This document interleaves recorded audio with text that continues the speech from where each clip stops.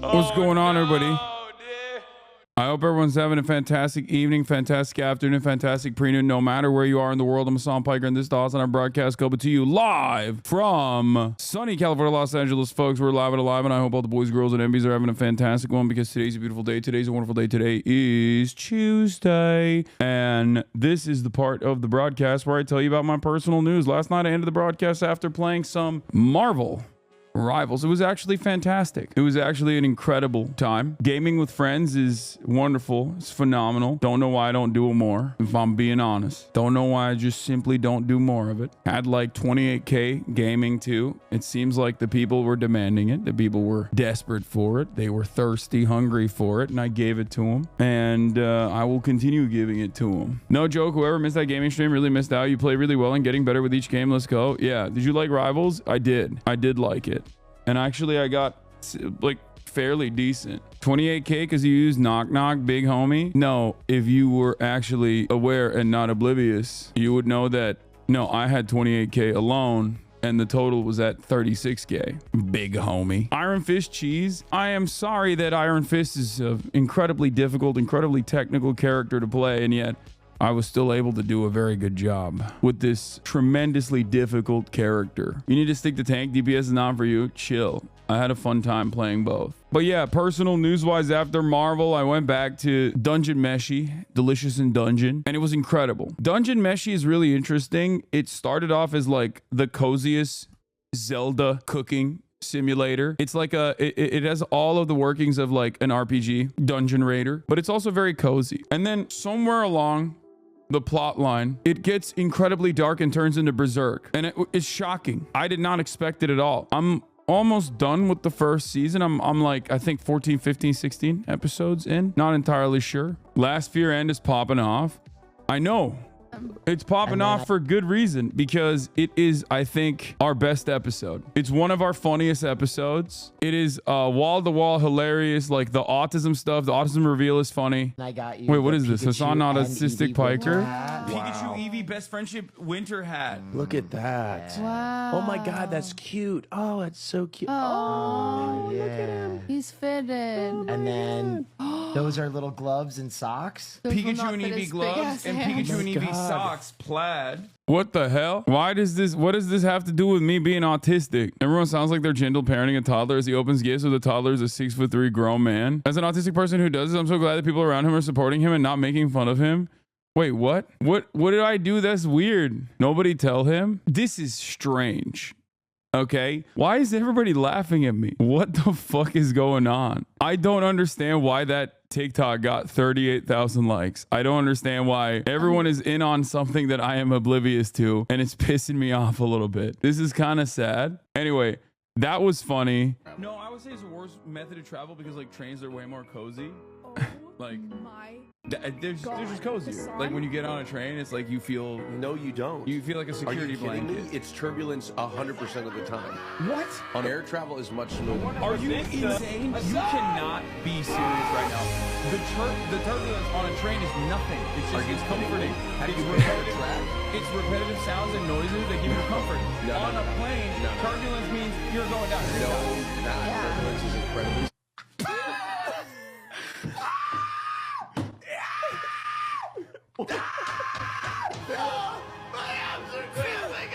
That part was the best. Austin's Target trash bag reveal for Cutie Cinderella's bra. You rarely ever get a bit that good. And it's organic. In my mind as it was happening, I felt like I was seeing the cogwheels turn. This is like a bit that took 3 weeks to set up. It wasn't even set up as a bit at all. It was supposed to be organic. And it was straight up because of Austin being Austin. It was so fucking amazing. Like the fact that he actually ended up choosing Cutie Cinderella, because anyone else, you know, they would have gotten a thoughtful gift. It wouldn't be anywhere near as funny. Originally, it started off because Cutie Cinderella did her story hour, and every time Cutie talks about like something that happened to her when she was a child, it's like the most traumatic thing anyone has ever experienced. It's kind of funny in like a very dark way, where normal people will be like, yeah, I don't know, I accidentally like farted when I was a kid in like 3rd grade and it was like a shart, and then I had to dispose of my underwear in the bathroom and it was like traumatic or whatever. Cutie's like trauma stories are like she sharted and then the principal saw it and called her out in front of the entire school, and then like everyone basically made fun of her for the rest of the year and they called her like Shardy Cinderella or something. Like she doesn't have normal stories. In that process, she basically was explaining, you know, how as a broke boy, a broke girl, when she was young, she was very poor, right? And all these girls, they were doing an underwear exchange and they all got Victoria's Secret underwear, and she had never had Victoria's Secret underwear. She was really excited, but she was the only girl out of the group that got Walmart underwear. And she was so embarrassed that she got the other girl, one of the popular girls, a Walmart underwear, that she basically kept the Walmart underwear and gave the girl her Victoria's Secret, even though she was really excited to get Victoria's Secret underwear for the first time in her life. She told this story a couple episodes back, and then we were like, okay, let's do an underwear gift exchange for all of us. We all exchanged our sizes, and we all got to work. Austin, on the other hand, the night prior, I knew that he forgot. Like, I just knew that he had forgotten.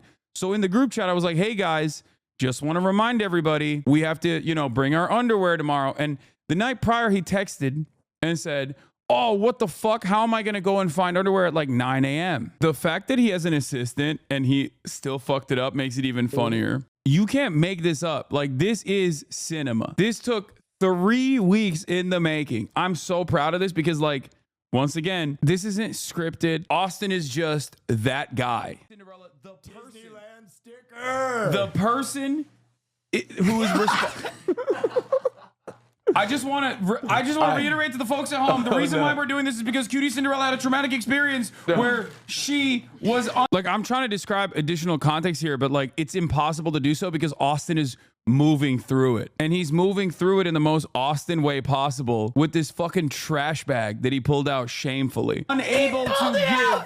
Like he was about to pick up his dog shit. Oh my God, I'm so sorry. Look, This is healing my inner child. This is the funniest thing you've ever done, Austin. okay, so This is the funniest thing. I'll be honest with you, I didn't think everybody was taking it so seriously. No, it's cool. You guys put a lot of thought into your gifts, and I just don't get presents very often. I'm just not really a gifter myself. Look, so I really put a lot. I want to buy these. Okay, here I got you a bra Okay. and panties.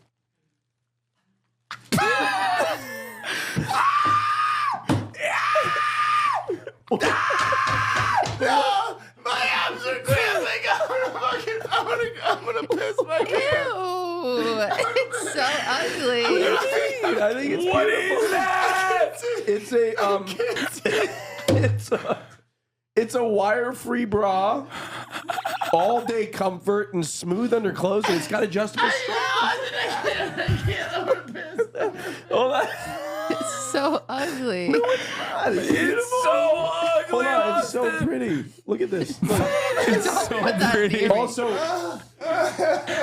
He got her granny panties. Oh my God, my abs are cramping. no. Okay, I got you those.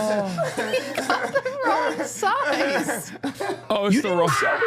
That We too. did. Everyone got everyone's sizes. Wait, you did? You shared me? Yes. Oh my God.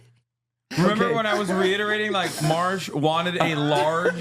Doesn't even fit. Oh, okay. It's a right. 36C. Okay, we can make it work. It's adjustable. It's not, the cup size isn't adjustable. Everyone knows I'm not a C. What's a C? Are those big? Yes. I think you have big boobs. I think you have. No one has said that ever. Complimenting it. It's like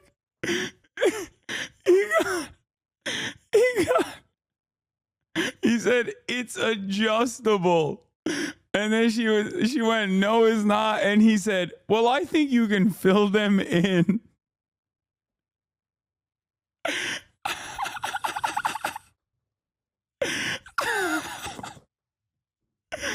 He's so...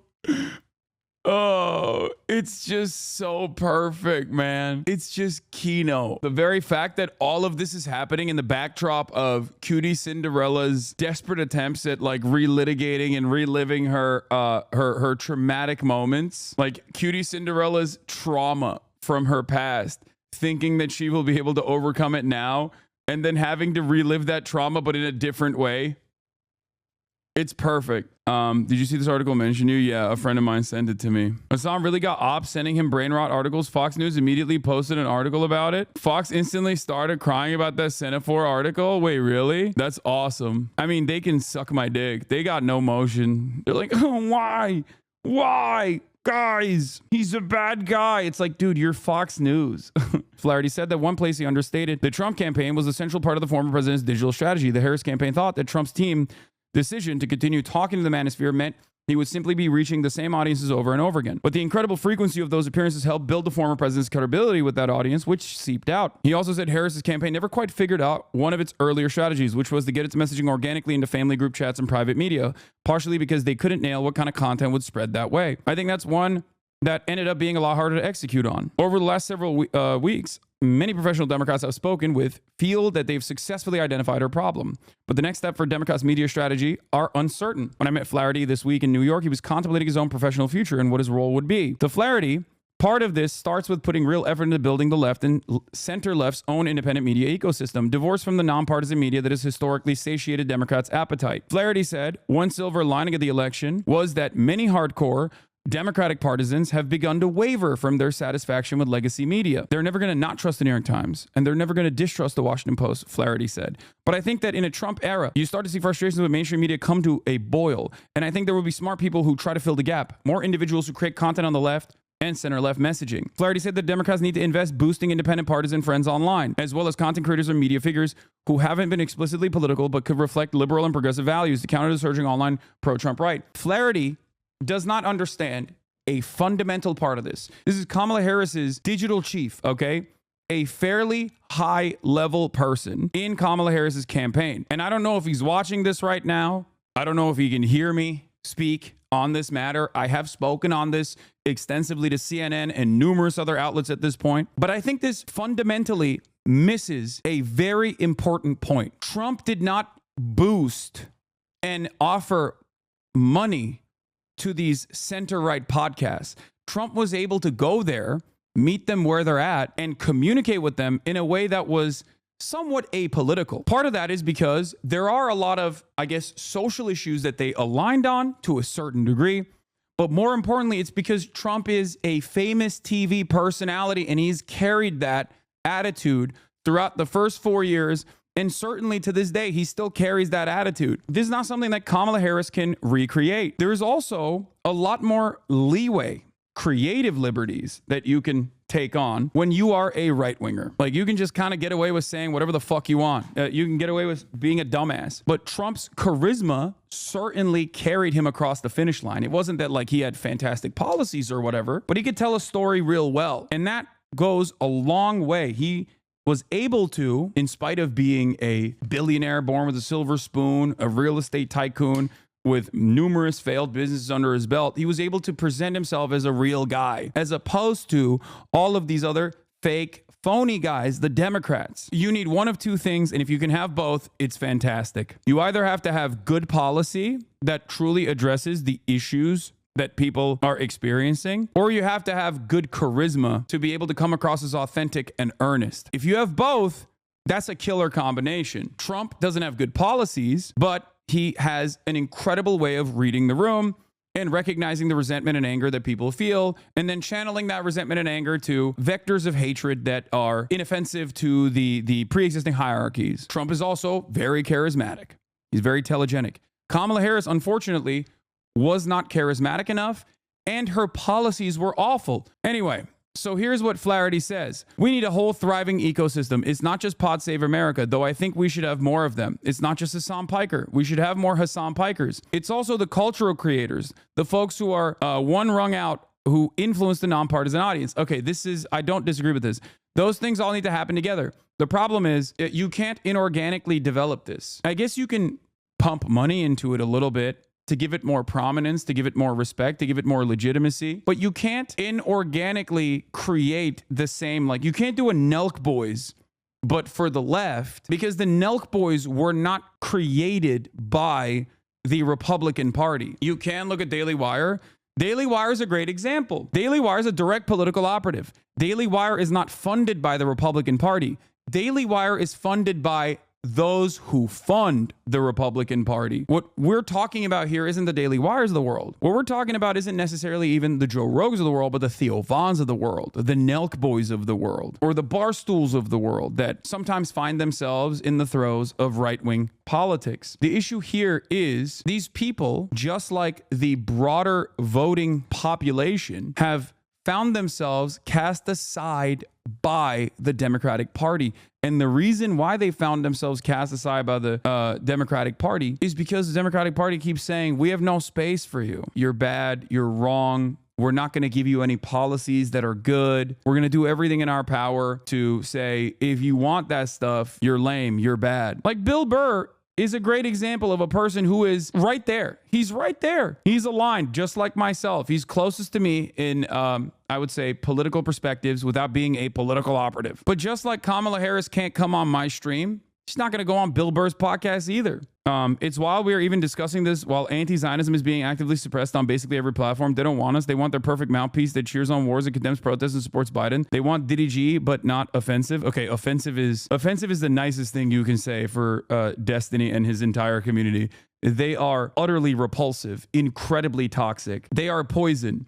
While it's ironic that they tried to present me as that and can't contend with why average human beings don't see it in the way that they do, any group that finds themselves routinely advocating for white people to be able to say the N-word and advocating against victims of sexual assault or debating the ethics of child pornography with a bunch of neo-Nazis online, those guys they're not in the real world. They're in this like extremely online space. There's a clip of him from today saying he's working with DNC operatives now to block you from from interacting with the party. I mean, fine. I don't care. I don't need to interact with the DNC. It doesn't do anything for me. I don't think that these people understand that. Like, at least Flaherty seemingly understands that the Democrats need me more than I need them. And it's true. And I don't care. If the Democratic Party tomorrow was like, listen, we are going to advocate for Medicare for all, even if they never talk to me ever again, I would be their #1 propaganda minister.